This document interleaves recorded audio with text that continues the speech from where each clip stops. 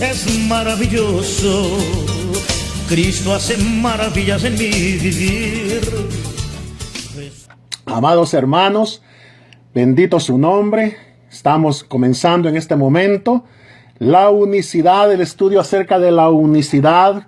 Espero que el Señor pues me dé sabiduría y entendimiento para poder hablar su palabra en base a lo que vamos a hablar, porque esto es importantísimo. Es la base, hermanos, de nuestra doctrina, por decirlo así. Gloria al nombre de Jesús. ¿Por qué tuve la inquietud? Y pues mando saludes a los hermanos en El Salvador que me pidieron, ¿verdad? De que cuando nos íbamos a hablar acerca de la unicidad, porque es importante que nosotros entrenemos a los nuevos convertidos, entrenemos a los que todavía desconocen nuestra doctrina, aquellos que una vez pues ya conocemos y hemos tenido entendimiento y revelación acerca de la unicidad, pero es bueno recordar, refrescar, hermanos, ¿verdad? Para que sepan ellos que nosotros, ¿verdad?, tenemos esa doctrina apostólica, esa doctrina que el Señor Jesucristo nos ha dado por revelación. Gloria al nombre de Jesús. Partiendo de esto, amados hermanos, quiero hablar acerca de la base de la unicidad que encontramos en Deuteronomio capítulo 6, el versículo número 4. En el Antiguo Testamento era conocido como el yugo del reino de los cielos. De tal manera, amados hermanos, que la ley era más que simplemente un principio teológico, sino que era al mismo tiempo un principio que llevaba al creyente a la adoración. Porque en los círculos judíos se definía el yugo del reino como el adorador mientras declara la unicidad de Dios. Todos sabemos perfectamente que el judío, pues antes de empezar a leer la Torá, o lo que le llaman ellos los 5 libros de la ley, ¿verdad?, tenían que recitar el Shema Israel, Adonai Eloheinu, Adonai Echad, conocido como el yugo del reino. Desde esta perspectiva, amados hermanos, el creyente que puede verdaderamente tomar el yugo del reino sobre sí mismo es aquel que cree en un solo Dios. Toda variación de esta verdad, oiga bien, incluyendo la triunidad, tanto católica como protestante, no califica para tal yugo, y por esto está destituido de la pura adoración a Dios. Muchas veces en nuestros estudios de la unicidad nos olvidamos que el fin de tal estudio debe ser llevar al creyente a los pies de ese Dios único. La verdadera teología, hermanos, es aquella que se aprende en revelación y se practica en adoración. Porque de nada sirve memorizar escrituras y escribir tratados teológicos si nuestro corazón está lejos de Dios. Y esto es verdad, hermanos, en toda área de la vida y prácticas cristianas. Debemos mantener a Dios más cerca y experimentarlo en nuestras vidas, al mismo tiempo que aprendemos de su voluntad e identidad, hermanos, por medio de las Escrituras. Gloria al nombre de Jesús. Quiero llegar con esto, amados hermanos. ¿Verdad? Esto es lo que el Señor ha puesto en mi corazón de dar esta serie de enseñanzas. Aquellos pues que ya son diestros en la unicidad, que tienen más tiempo, creo que me van a tener paciencia porque voy a tratar de enseñar esto de la manera más sencilla posible para que aquellos que todavía no entienden la unicidad, los recién convertidos, aquellos que todavía no, son invitados que oyen esta radio, que todavía no conocen esta doctrina unicitaria, ¿verdad?, de acuerdo a la palabra de Dios, puedan ellos darse cuenta, hermanos, de que esto es lo que el Señor quiere revelarnos o se ha revelado a la humanidad. Cuando nosotros leemos Isaías 43:10, dice: vosotros sois mis testigos y mi siervo que yo escogí. Los 3 pasos importantes que él muestra es para que, número 1, me conozcáis, dice, luego creáis y después entendáis que yo mismo soy. O sea, es importantísimo, hermano, porque si la persona no conoce quién es Dios, tampoco puede creer en algo que no conoce y mucho menos va a entender, hermano. Yo me he topado con personas que le digo, ¿y quién es Jesús? Porque adoran a Jesús y me dicen, es el Hijo de Dios, simple y sencillamente. Nosotros sabemos que no solamente es el Hijo de Dios, sino que es Dios manifestado en carne. ¿Cómo puede ser esto? Entonces, vamos a tratar de enseñar esto, amados hermanos, para que puedan ellos a conocer que nosotros hablamos de unicidad desde Génesis hasta Apocalipsis. Gloria al nombre de Jesucristo. Ahora, las primeras palabras, amados hermanos, que encontramos en la Biblia son en Génesis 1:1. En el principio creó Dios. O sea que antes que cualquier cosa llegara a ser, Dios ya estaba. Y es el originador de todas las cosas. Él es el único que tiene vida en sí mismo y el que da la vida. En Salmo 90, versículo 2 dice, antes que naciesen los montes y formasen la tierra y el mundo desde el siglo y hasta el siglo, tú eres Dios. Ahora, amados hermanos, quiero hacer un paréntesis aquí. Yo sé que a veces hablo un poco rápido, pero quiero ir lo más lento posible. Tal vez no voy a terminar de dar todo ahora porque el tiempo pues tiene que ser prudencial. Pero quiero tratar la manera de explicar lo mejor posible, ir despacio, porque yo le pedí a usted el lunes que prediqué de que tratara de apuntar todas las escrituras, porque esto le puede servir como guía a usted para poder pues estudiar y poder dar estudio bíblico acerca de la unicidad de Dios. Tal vez no lo dé literalmente como se lo estoy enseñando, pero a medida usted vaya desarrollándose y él vaya estudiando y el Señor le vaya dando revelación, usted le va a ir dando el ángulo, ¿verdad? Mejor para poder usted enseñar la unicidad. Ahora, muchas cosas se han escrito acerca de este Dios, hermanos. Algunas a favor y otras en contra. Siendo que Dios, amados hermanos, es infinito. Y es imposible que el ser humano con una mente finita pueda llegar a comprender todo lo de Dios. Ha habido intentos de limitar a Dios a una simple definición, una explicación o una fórmula o un credo. Y a la verdad es esto, hermanos, que Dios es más grande que su misma creación. Él está por encima de la razón y de la lógica porque Él es un Dios indescriptible.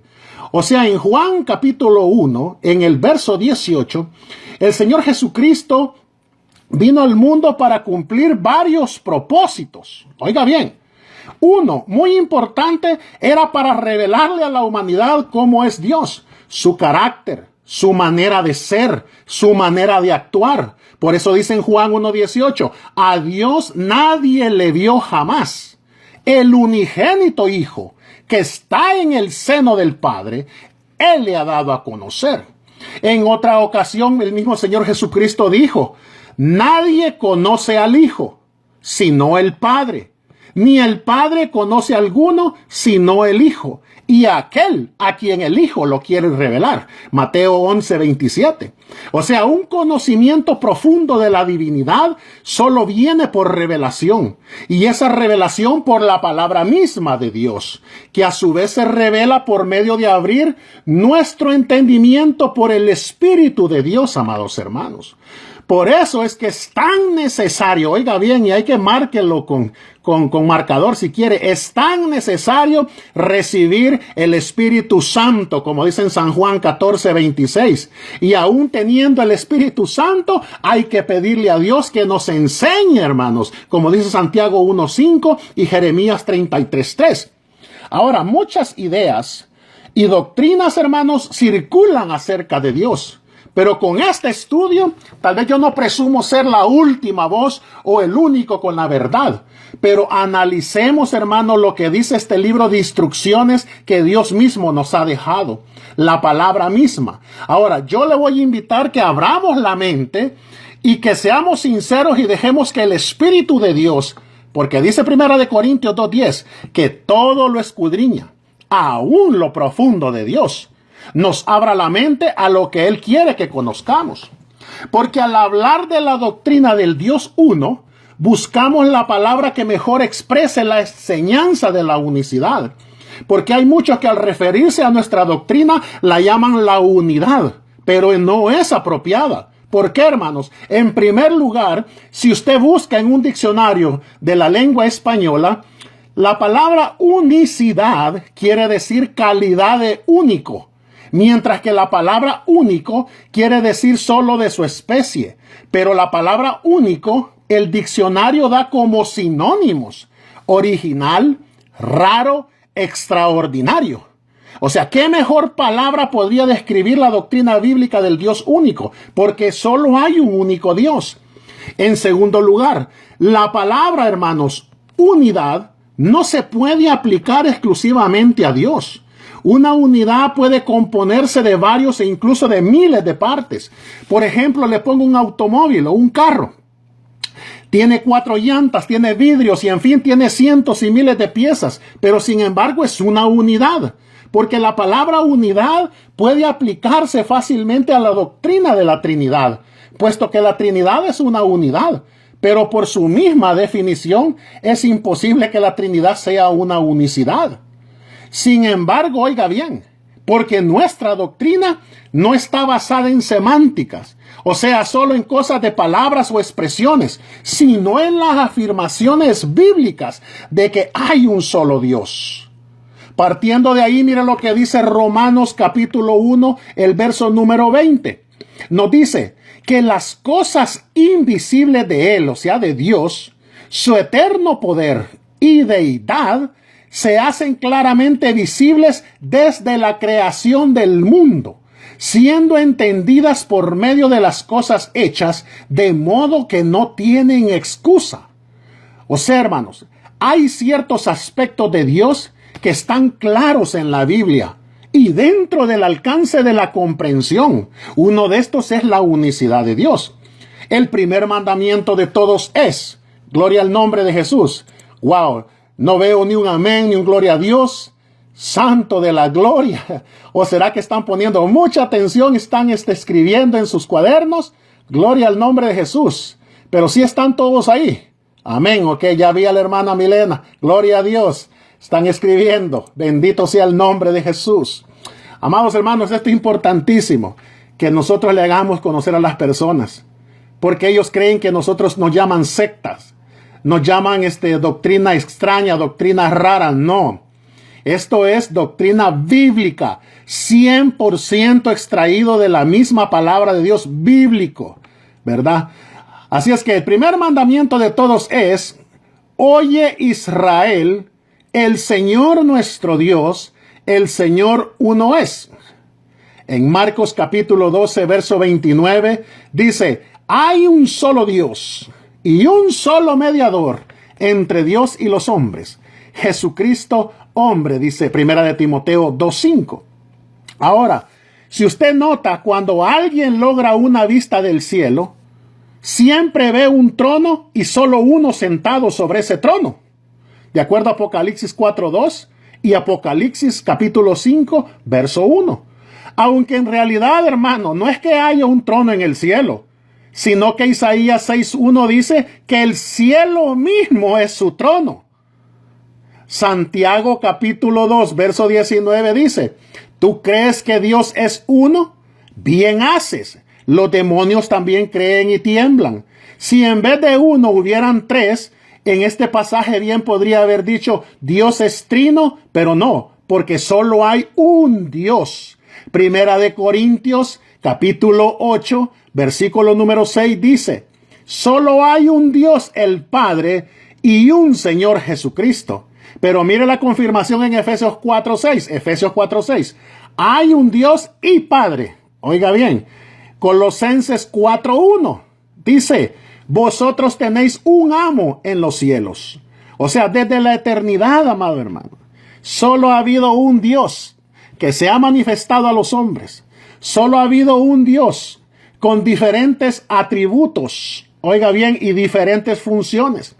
De esta misma manera que un mismo hombre es padre de familia, hijo, esposo y espíritu, como dice segunda de Timoteo 4:22. Y además tal vez tenga otros títulos, pero sigue siendo una y la misma persona. así también Dios sus títulos y funciones no lo hacen a él una multiplicidad de personas. No. En la teología, hermanos, que teo es Dios, logos, estudio de las cosas de Dios, la variedad que hay en Dios es múltiple. La variedad y diversidad de la autorrevelación de Dios obliga a usar un lenguaje, hermanos, que parece denotar a veces pluralidad de personas. Pero si eso se aceptara literalmente, entonces obligatoriamente tendríamos que creer en una pluralidad de dioses. Y acuérdese que el monoteísmo incluye toda la deidad en una sustancia indivisible. Jesús es Dios manifestado en carne. Como alguien dijo, Jesús es Dios en un lugar, pero Dios es Jesús en todo lugar. ¿Por qué? Colosenses 2:9 dice, en Jesús habita corporalmente toda la plenitud de la deidad. Ahora bien, miren la misma palabra santa de Dios. Si habla algo acerca de eso, en conexión a la manifestación de Dios como hombre, porque dice que es un misterio revelado. Leámoslo. En Primera de Timoteo, capítulo 3, el verso número 16. Dice la Escritura, e indiscutiblemente grande es el misterio de la piedad. Tiene 2 puntos. Y aquí nos va a decir, Dios fue manifestado en carne. Note que no dice el misterio de la deidad o el misterio de la Santísima Trinidad. No. Es un término que no se halla en las Escrituras, amados hermanos, sino el misterio de la piedad o del amor de Dios. O sea que el misterio está no en el hecho de que Jesús era la manifestación del Dios Todopoderoso en carne, sino cómo esto era posible. Porque Jesucristo, hermano, fue tanto Dios como hombre, sin dejar de ser el uno o el otro en ningún momento. No fue semidios o semihombre, sino que Él es totalmente, exclusivamente y únicamente y verdaderamente del todo hombre. Gloria al nombre de Jesucristo. No se puede, hermano, trazar una línea de demarcación o separación entre sus dos naturalezas. ¿Cómo era posible? Ese es el misterio. Solo podemos atestiguarlo, no explicarlo, al igual que todos los milagros de Dios. La verdad es que los títulos como Dios, Señor, Todopoderoso, son títulos, oiga bien, identificativos y descriptivos para así poder indicar o señalar acerca de la naturaleza del Ser Supremo. Y cuando el Ser Supremo adoptó la forma humana por medio del nacimiento virginal, en Jesucristo, toda una gama de términos relacionados fueron usados para describir ese ministerio, para que el hombre así, hermano, en una forma analógica, pudiera obtener un conocimiento de Dios. Dado, oiga bien, que el hombre natural no puede subir ni un paso hacia Dios, porque el abismo que existe entre Dios y el hombre solo puede ser franqueado si Dios hace un camino descendente hacia el hombre. Hizo esto cuando Él tomó sobre sí la naturaleza humana, hermanos, y caminó por este mundo en forma de hombre. Jesucristo, amados hermanos, es Dios comunicándose con los hombres a través de un hombre. Cuando se le llama Dios, uno está hablando de su deidad o su aspecto divino, pero al llamarlo hombre, uno está hablando de su aspecto humano, siendo que Dios es uno y que Dios no puede crear a otro Dios, de acuerdo a Isaías 43:10. Entonces la sustancia divina en Jesucristo era Dios mismo, el mismo Dios. Dios es singular en su sustancia, en deidad, en su eternidad y no en pluralidad, amados hermanos. Gloria al nombre de Jesús. Cuando nuestro Señor, cuando Dios se proyectó en la humanidad de Jesús, o sea, no era más que Dios manifestado en carne. Como estábamos diciendo, que tiene 2 naturalezas en un cuerpo, entonces Él es más que Dios porque también es hombre. Y es más que hombre porque también es Dios. O sea, el conocimiento de Dios lo obtenemos en Cristo. Porque en sí mismo Dios es incomprensible, hermanos. Uno no puede imaginar o entender a no ser que contemplemos cierto aspecto de Él. Y esto es claramente lo que el Señor Jesucristo es.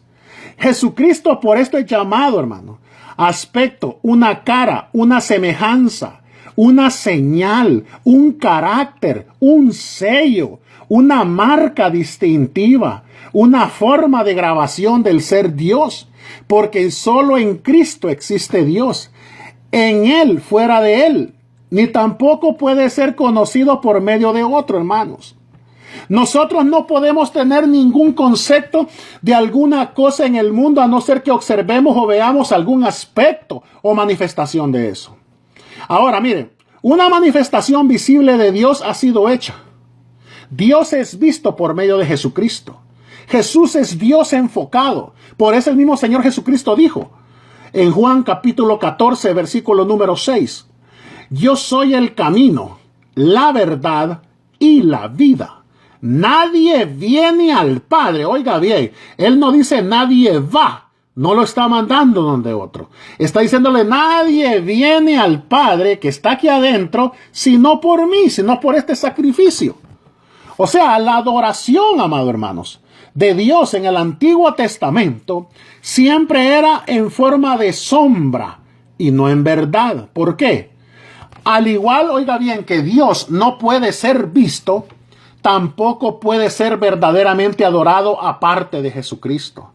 Y el mismo Señor Jesucristo confirma esto cuando dio a entender que ahora es la primera vez que Dios es adorado en verdad, diciendo en Juan 4:23, mas la hora viene y ahora es cuando los verdaderos adoradores adorarán al Padre en espíritu y en verdad. O sea, anterior a eso, Dios era adorado en sombra, en un templo de piedra y en un tabernáculo de madera, donde se aparecía la gloria de Dios. O sea, era un privilegio para la raza humana, que ha sido en nuestro pequeño planeta donde Dios, soberano del universo, decidió hacerse visible.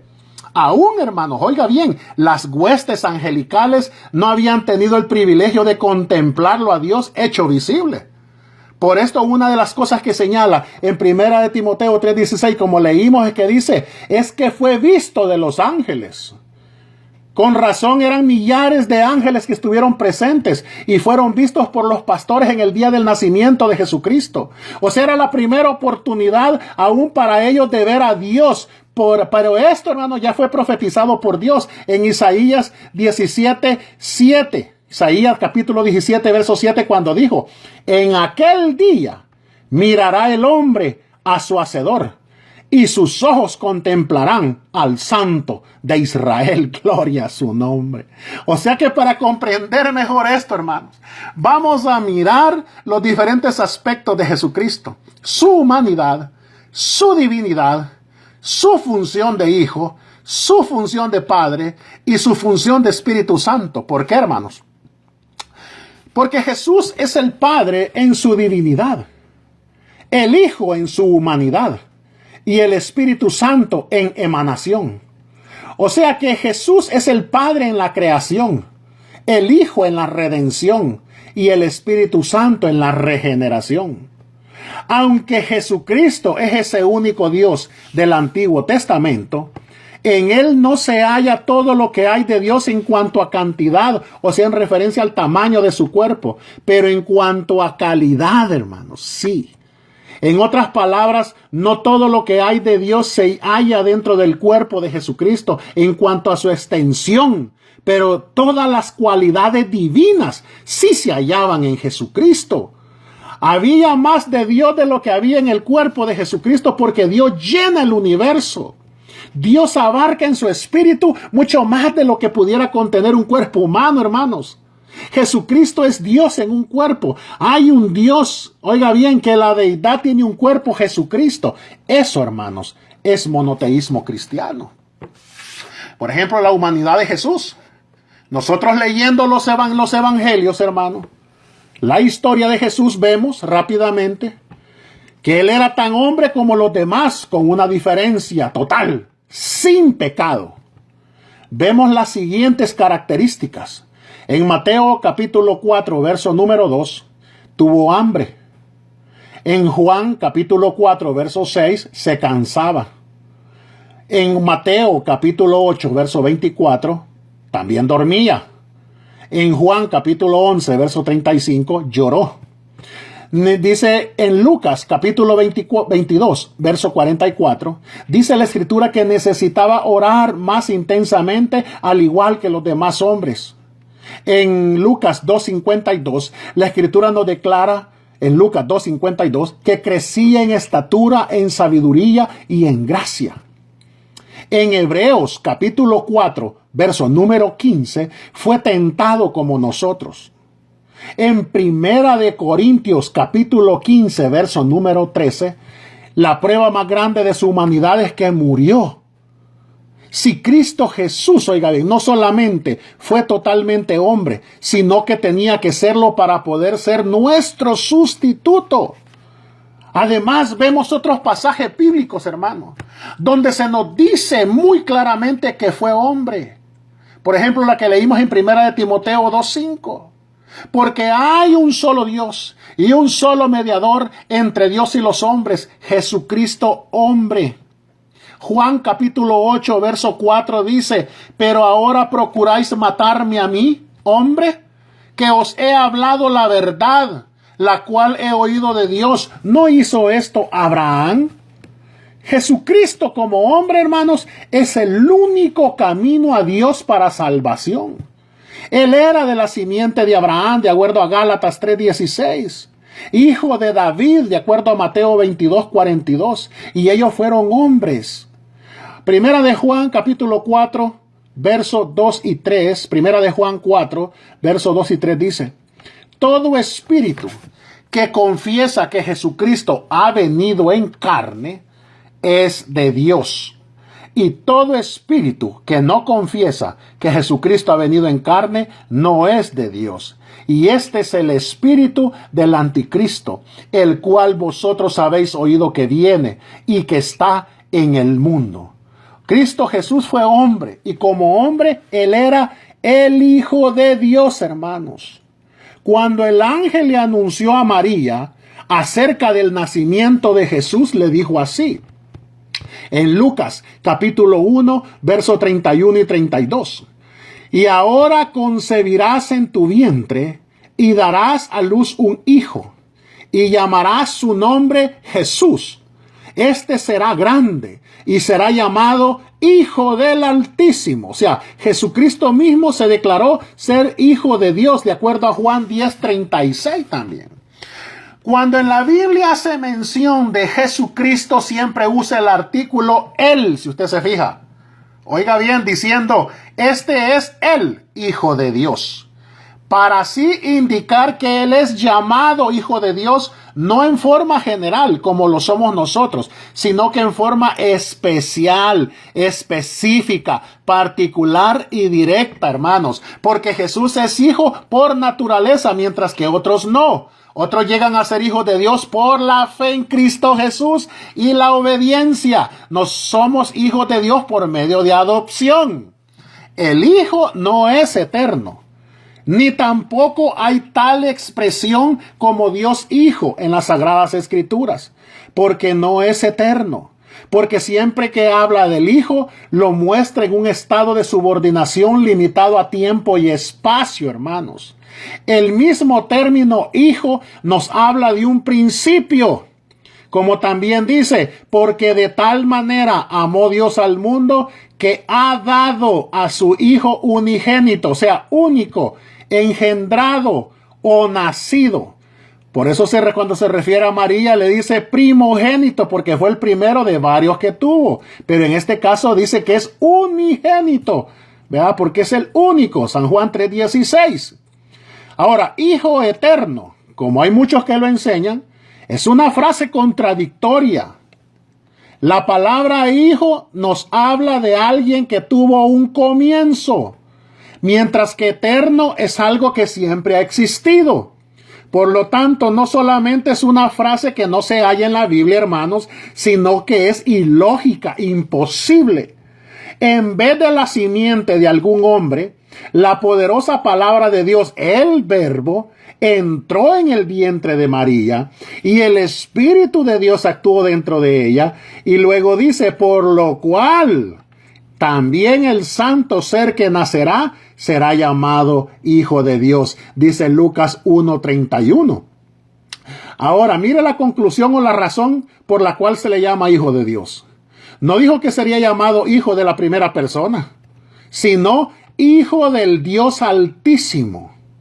El poder de Dios toma el lugar de la simiente del hombre, y lo que es engendrado es llamado Hijo de Dios. Lucas no dice que el poder será llamado Hijo de Dios, sino que lo fue engendrado por ese poder, sería llamado Hijo de Dios. Él es llamado Hijo de Dios por la sencilla razón, hermanos, de que es engendrado por el poder de Dios en vez de la simiente de un hombre. Ahora, cuando yo digo hijo, me refiero a la carne, a lo humano de Jesucristo. No es el que estaba en el Hijo el que sufrió, sino que el Hijo sufrió. No sé si me entendió, lo voy a volver a repetir. Gloria a Dios. O si está entendiendo, gloria a Dios, pero lo voy a volver a repetir. Mire, cuando yo digo hijo, me refiero a la carne, a lo humano de Jesucristo. No es el que estaba en el Hijo el que sufrió, sino que el Hijo sufrió. Hebreos capítulo 1, verso 1 dice, Dios, habiendo hablado muchas veces y de muchas maneras en otro tiempo a los padres por los profetas, en estos postreros días nos ha hablado por el Hijo. Ahora, ¿por qué solamente ha sido en estos postreros días que ha hablado por medio de su Hijo a la humanidad? Porque aún no había nacido, no existía, solo existía en la mente de Dios, en el plan de Dios, hermanos. En Hebreos capítulo 1, verso 6, sigue diciendo, otra vez, cuando introduce, oiga bien la palabra, lo que dice.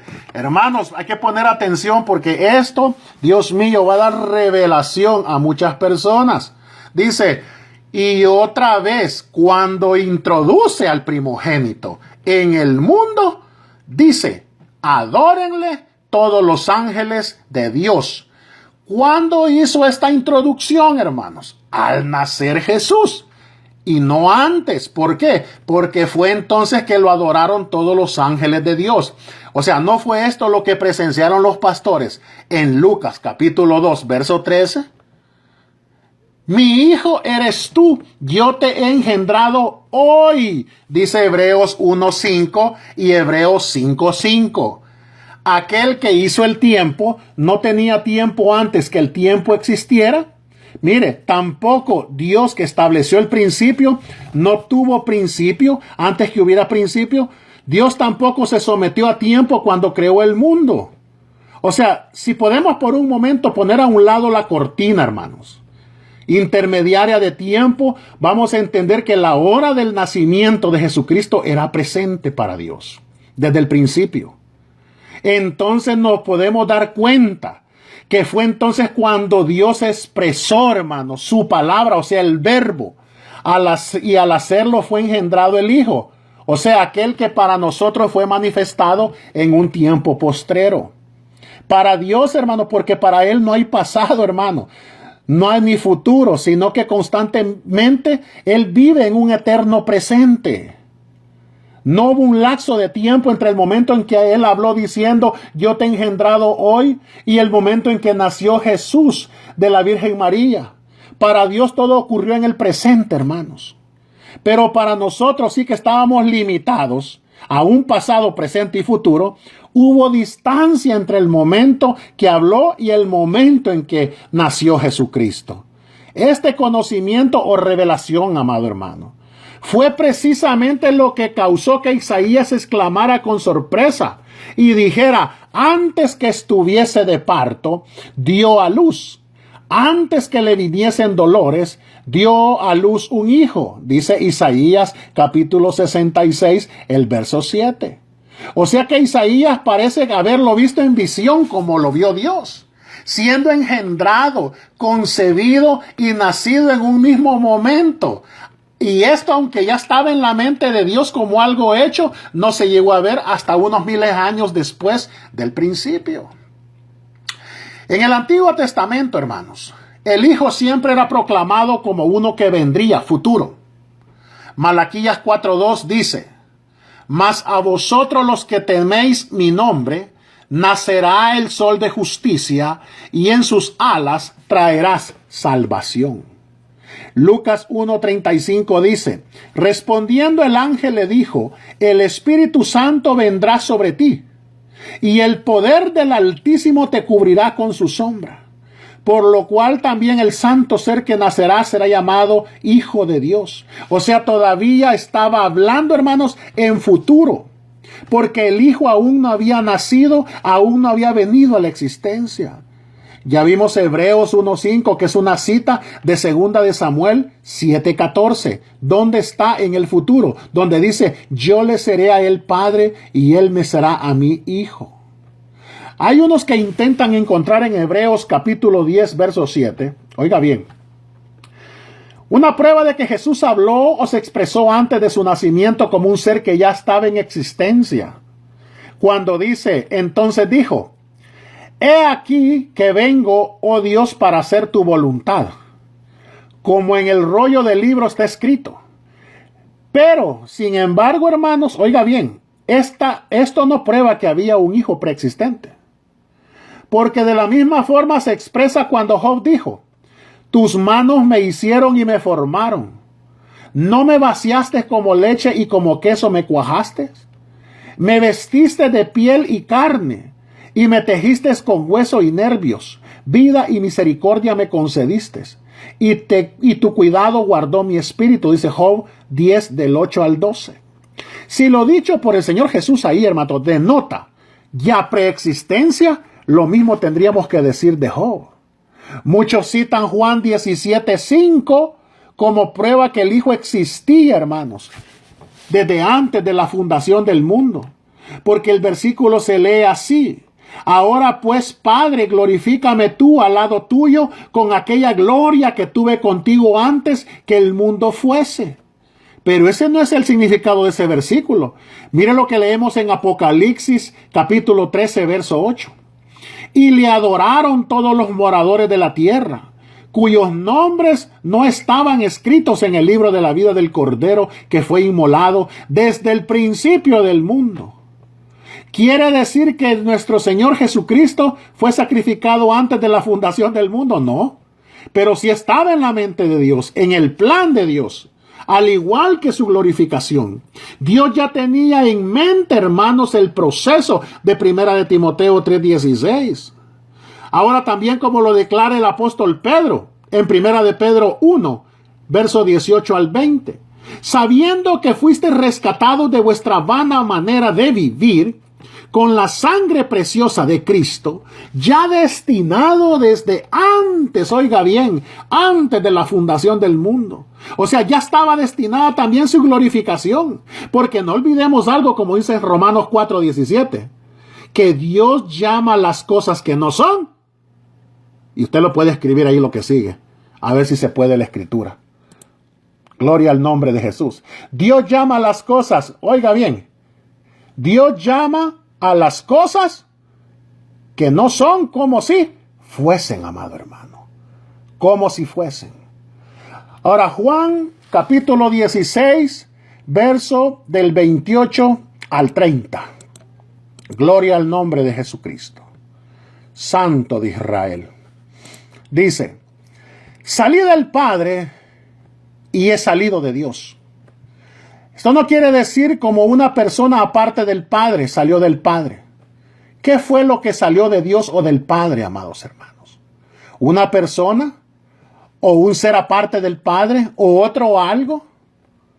No, lo que salió del Padre fue la palabra, la orden, lo cual llegó a ser el Hijo al introducirse en el vientre de María, al comenzar el proceso de gestación y la formación de un niño que llegó a ser el hombre, Jesucristo. Por eso es que esta escritura la usan mucho para confundir a las personas. Cuando Juan 16, 28 al 30, cuando dicen salí del Padre y he salido de Dios, ellos creen que ya el Hijo fue el que salió o algo aparte de él. No, salió la orden, salió la palabra. También dicen Números 11, 31, que vino un viento del Señor. Ese viento que vino o salió del Señor trajo codornices para que pudiera comer el pueblo de Israel. Pero no vamos a hacer de ese viento otra persona. Así también salió del Señor la palabra que trajo al mundo al Hijo, el Salvador. Nuestro sumo sacerdote fue tentado, hermanos, en Hebreos 4:15. Y Dios no puede ser tentado, de acuerdo a Santiago 1:13. Jesús fue tentado como hombre. Todo sumo sacerdote era sacado de entre los hombres, Hebreos 5:1 y el 5:8. Por esto nuestro Señor Jesucristo tenía que ser hombre. Vemos claramente, hermanos, en Gálatas capítulo 4, verso 4, donde el Hijo es lo humano de Jesús. Dice, pero cuando vino el cumplimiento del tiempo, Dios envió a su Hijo nacido de mujer y nacido bajo la ley. Note algo aquí, hermanos, que el Hijo llegó a la existencia bajo la ley. También vemos en las Escrituras donde el Hijo aprende, Hebreos 5:8. El Hijo ora, Juan 17, y también de referencia el Salmo 65, verso 2. Fue enviado como todos los profetas, primera de Juan 4:14. El Hijo no sabe el día de su propia venida, Marcos 13:32. Es menor o inferior al Padre, Juan 14:28. Tenía sangre, la divinidad no tiene sangre, Juan 1:7. Y por último, el Hijo murió, Gálatas 2:20. O sea, solo el Padre es llamado Dios. ¿Por qué? Porque la divinidad de Jesucristo es el Padre. El Padre se extendió dentro de la vida humana por el nacimiento virginal. Cuando nace Jesús, a esa naturaleza adoptada por el Padre se le llama Hijo, el Hijo. Gracias a Dios que el Hijo no es eterno, porque si así fuere, estuviésemos en un estado de subordinación e inferioridad por toda la eternidad, y eso sería degradarlo. En la Biblia leemos donde la función de hijo cesará, hermanos. Lea 1 Corintios, capítulo 15, verso 28. Dice, pero luego que todas las cosas le estén sujetas, entonces también el Hijo mismo se sujetará al que le sujetó a él todas las cosas, para que Dios sea todo en todos. O sea, esta función o forma que Dios ha tomado, hermanos, con la cual ha redimido a la humanidad, no será ya más necesaria. Al final, cuando se haya consumado y terminado, ya no se necesitará abogado, ni mediador, ni redentor, sino que Dios será todo en todo, hermano. Las diferentes funciones que Dios ha usado en su trato con el hombre no serán ya más necesarias. Por lo tanto, cesarán. Ya no se hablará más del Hijo refiriéndose a Jesucristo. ¿Por qué, hermano? Él continuará siendo la expresión visible de Dios invisible por toda la eternidad. Cristo Jesús es la expresión, dice Colosenses 1:15, visible del Dios invisible. O sea, Él es la imagen del Dios invisible, hermanos. El cuerpo del Señor Jesucristo es la manifestación visible de Dios. O sea, se puede decir que es Dios exteriorizándose en la materia, porque el cuerpo de Jesucristo es materia. Jesús es Dios, hermano, en su más íntima autorrevelación, por medio de algo creado. El verbo es Dios exteriorizándose, hermanos.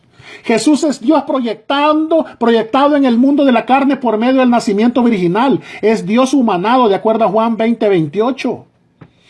Dios se ha manifestado en carne para redimir a la humanidad, hermanos, y acercarnos a Él mismo. Por esto dice la Biblia en Filipenses capítulo 2, versos 6 al 8, dice, siendo en forma de Dios, no estimó el ser igual a Dios como cosas a que aferrarse, sino que se despojó a sí mismo, tomando forma de siervo, hecho semejante a los hombres, y estando en la condición de hombre, se humilló a sí mismo, haciéndose obediente hasta la muerte y muerte de cruz.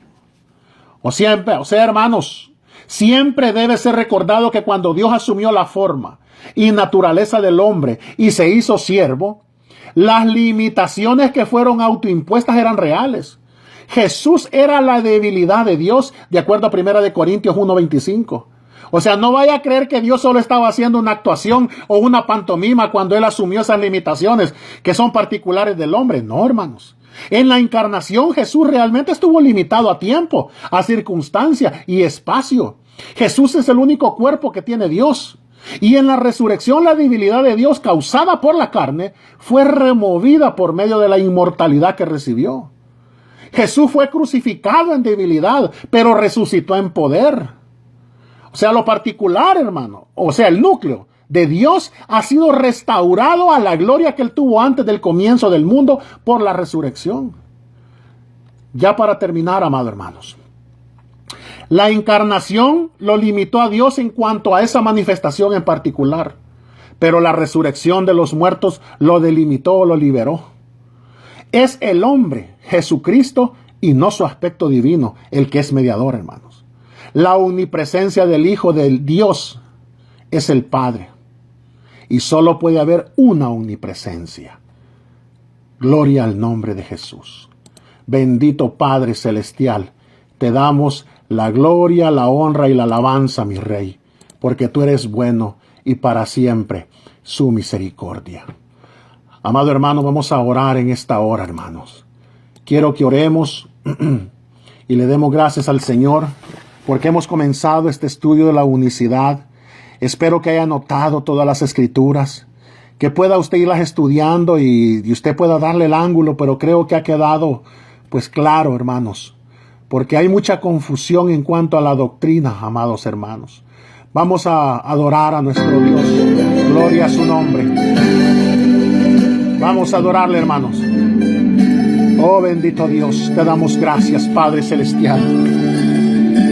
Permítenos, Señor, ábrenos el entendimiento, mi Dios, para poder comprender las Escrituras, Cristo Jesús. Te alabamos, Señor, te alabamos, Cristo. Oh, Señor, ese sacrificio que hiciste en la cruz, Dios mío. Dios mío, te humillaste haciéndote como uno de nosotros. Te despojaste a ti mismo, Señor, sin cosa que aferrarte, siendo tú el dueño del universo, el dueño de la creación, siendo tú ese Dios indescriptible, Señor. Te despojaste, te hiciste hombre, Señor, para sustituirnos en esa cruz, Señor, dando tu vida por nosotros. Señor, somos tan mal agradecidos, Señor. Revélate a aquellos, Señor, que todavía no te conocen. Dios mío, no son tres personas ni tres dioses, solo es uno. El trono, el cielo es tu trono, Señor, y la tierra el estrado donde tú pones tus pies, mi amado Santo. Dios mío bendito. Oh, Señor, eres la razón de mi vida, Señor. Tú me levantas, tú nos levantas, Cristo, porque hemos tenido revelación. Oh, no puedo preguntar como antes yo me preguntaba, ¿quién tendrá más poder de los tres? Si el Padre, el Hijo o el Espíritu Santo. ¿A quién podré acudir en mis necesidades? ¿A quién podré acudir en mis problemas? ¿Quién de los tres tendrá más poder para resolverme? Pero un día, Señor, mandaste un varón, un santo tuyo, que me pudo enseñar esta doctrina y darme cuenta que no son tres, sino que eres tú el único y verdadero Dios. Ahora yo sé a quién acudir. Ahora yo sé a quién, Señor, clamar. Ahora yo sé quién me puede resolver mis problemas. Ahora yo sé quién me puede sanar. Ahora yo sé, Señor, quién me puede sacar de las pruebas. Eres tú, Señor Jesucristo. Solamente tú, Señor. Porque antes de que los montes fuesen, antes de todo, tú eres Dios. Dios para siempre, eternamente, mi Dios. Oh, Cristo. Bendito Dios. Qué bueno. Oh, vamos, hermanos, ahí donde está. Dele gracias a nuestro Dios, porque su misericordia es nueva cada mañana. Oh, Dios mío, Él es nuestra luz. Qué precioso es nuestro Dios. Oh, Dios mío, bendito Dios. Oh, Señor. Oh,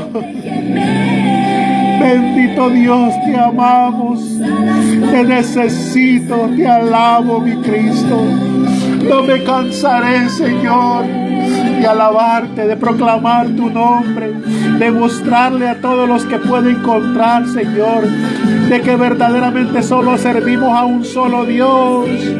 No estamos confundidos, no tenemos esa confusión en nuestro corazón. Estamos claros que solamente tú eres Dios. Jesús, Jesús, solamente Jesús es Dios sobre todas las cosas. Oh, Dios mío, te amo, Señor. ¿Cuántas veces ha tratado con nosotros, hermano? Ha llamado nuestra atención para darnos a revelar su nombre, darnos a revelar su presencia. Oh, Dios mío, bendito. Oh, te alabo, Señor, te alabo. Te alabo, Señor, te alabo, Cristo. Oh, Dios mío. Oh, sí, Señor, sí, Señor. Sí, Señor. Oh, Dios mío, bendito. Sí, Señor Jesús. Oh, alabanzas, alabanzas. Gracias, gracias, gracias, amados hermanos, por permitirme y escuchar este mensaje que Dios puso en mi corazón. Gloria a su nombre. Alabamos al nombre de Jesucristo. Amados hermanos, hemos comenzado con la primera parte de la enseñanza de la unicidad. Voy a seguir hasta terminar, hermanos. Creo que va a ser, si se puede, todo el mes, los miércoles del mes de marzo.